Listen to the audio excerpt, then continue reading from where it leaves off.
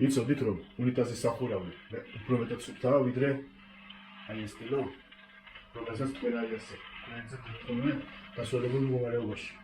რადგან სულ მდგომარეობაში არსებულ ტილოებზე უფრო ადვილად ვრცელდება ბაქტერიები. ბაქტერიებს უყვართ ძველი გარემო. ტენიანობა მათი საკვებია. ამით იწმინდება უამრავი რამ. მაგიდა, ნარჩენები, ხორცი, ეს მიკრობების ნამდვილი რესტორანია. უანაც როგორც წესი ძლიერი საშუალებებით ვასუფთავებთ.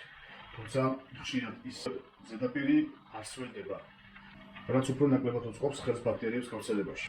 ტილოს კი რაც შეეხება ხშირ შემთხვევაში სველდება და აი აქტიურად ლამაზად ვდებთ ხოლმე. არ შეიძლება.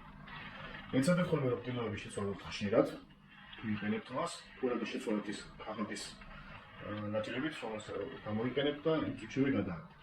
და თუ მაინც უფრო მეტად ტილოს მომხმარებლები ხართ, აუცილებლად მაღალ ტემპერატურაზე გაარეცხეთ ხოლმე, კარგად გააშლეთ. ესე შეიძლება. ეს აღნიშნავს, რომ ტუალეტი სტერილურია.